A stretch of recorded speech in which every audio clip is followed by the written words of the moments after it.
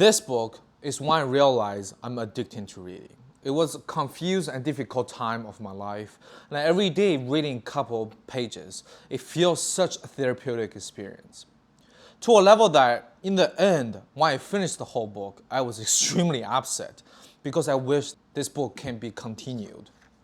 Even then, this is a 450-page book. Even until today, every day if I don't read for a little bit, I feel I really lose touch with reality. Today, I'm gonna share with you how I fall in love with reading and addicted to reading, and maybe help you to have the same experience with reading. I'm not like other YouTubers who are a medical student in the same time, full-time working with 9 different side hustles, and read 200 books within a year. I actually reading really slow. In my mother tongue, I can read about 50 to 60 books a year, and in English, I can read probably half of it. And also, unlike others, I was not the greatest student when I was younger, and I was not interested in reading whatsoever. Of course, I understand how important the reading are. I read through all the famous people quotation about reading, but just never have that iron-like dedication, discipline, or willpower to power through. I may write down in the New Year resolution, but just quickly giving up after the first month. How I start my reading journey is from one really silly misperceptions. In the beginning, when I was 15, 16 years old, I really want to get girls' attention. But I want to do it right. I don't want to waste my opportunity. So I asked one of the coolest teachers in my school, asked him to suggest me some book of psychology. Of course, he's treated very serious and patiently with me, pick a couple books. When I read through those classics, I suddenly have this peak experience that I never felt before. Suddenly getting girls' attention is no longer that fun and important to me. Reading is what captivating my attentions. When I'm reading this book, The Molecule of More, when it describes people smoking tobacco and how they get addicted. And when we think about my reading journey, I find how I be addicted to the book, just like how people get addicted to tobacco. Of course, in this video, I'm not encouraging nobody to smoke tobacco. I just want to build this parallel for you to understand how people fall in love with reading. In the book, it describes tobacco is unlike other drinking or drugs. It don't give you the happy chemical you're chasing for. But what it does is numb your control circuits. So you no longer feel pressured for certain thing. You no longer feel stressed out about certain thing. It's like in the horror movie or horror game, there is a secured room that no one can come in here. Spend 5 minutes in there is enough for you to feel safe. And that's how I exactly feel about reading. Especially I have a problem that I'm dedicated to solve or some down period of time. And in the first couple times when you try to read, you may not experience that kind of fascinating feeling because they don't bring you the happy chemical. But slowly, it can show the magic of it. And the more I learn about tobacco addictions, the more I find the comparison between reading and tobacco. In the book, it talks about how people can quit tobacco for nicotine from the tobacco. It have withdrawal symptoms for physically only have 3 days. But people keep back to smoking. It's because they have these thoughts that, oh, tobacco is good for me because I feel stress relief.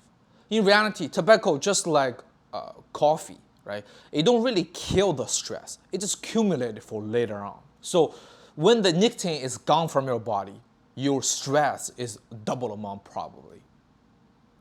And for people who quit tobacco, is you have to make them perceptional understand how terrible the tobacco have an effect on you. Same for people who quit reading, because they realize how bad the reading is doing on them. And after I done my research, I see there's 2 things that make people realize reading is bad. First, school. You 100% have this impression that when you in some family gathering, you saw your little nephew used to really love reading. But somehow when they grow up, hit third grade, fourth grade, when they have a summer reading or literature class, these kids just suddenly lose the fun of read. When you continue your journey, the goal of learning in school is no longer said you can enjoy your life or find something that you love to do. It more becomes that you need to become good, otherwise other people will be disappointed in you. Second one is even more ridiculous. You often see videos share points like this. If you want to become more attractive, read this couple book, learn this couple technique. If you want to earn money, read this couple book, learn those technique. And those people finally power through the struggle and they read. When they come to dating market, you will see that the people with a cuter face is way more important that you read that couple book. When they go to entrepreneur world, you see the people with a great dad give them all the money and resources is way more effective than whatever book you was read.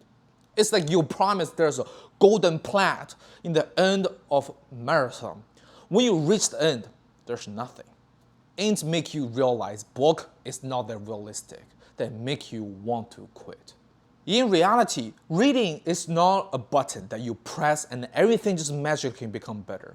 Instead, a slow process that shape your systematic thinking.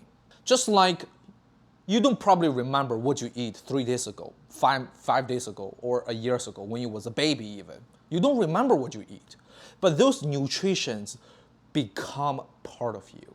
And lots of people, because this slowly build up benefits that make people have almost no patience of reading, to a level that when you open YouTube, a quantity of the book becomes the measure of how smart you are. But in reality, the benefit of the book is way bigger, and I will share with you what fascinates me of reading. I see a direct connection between your perceptions to reality. For example, if your boyfriend, girlfriend cheat on you on Valentine's Day, you don't have to spend money on the gift, spend time the whole day, you have a free day. You don't have to go to a restaurant, you don't have to try to make her or him happy. And your significant other is probably happy because they're cheated. And they may come back to you and compensate you. And if you are the economic, rational person, you should be happy with it. But why you feel so devastated when you hear this such news? It's because we have the thought that love is equal to exclusive loyalty. But for lots of people, they don't think like that.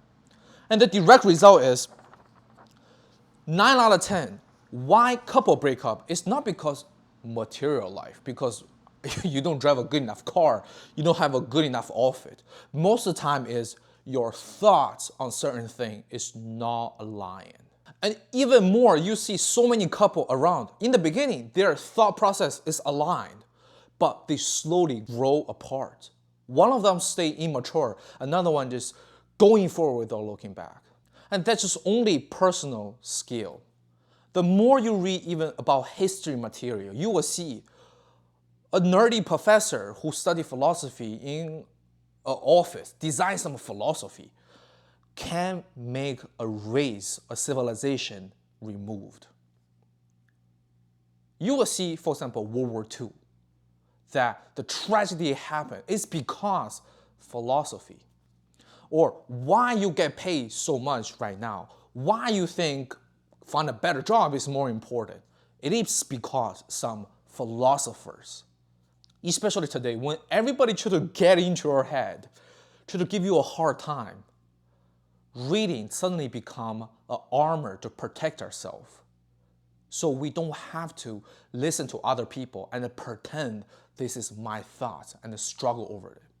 Especially when you have a downtime, depressed feelings during your life.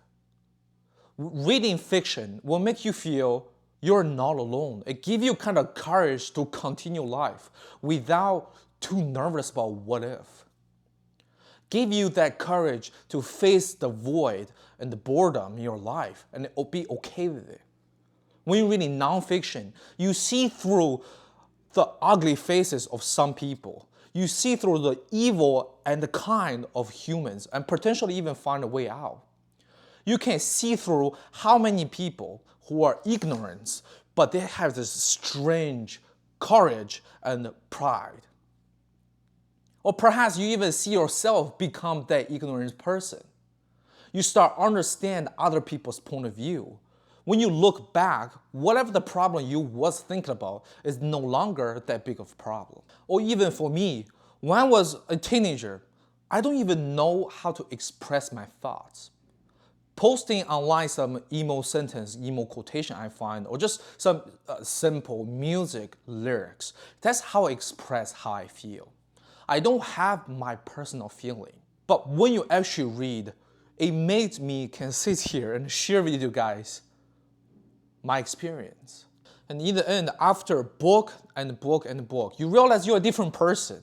And when you look back your life before, you just realize most time of confusing, difficult time, it's just because we are reading too few and thinking too much.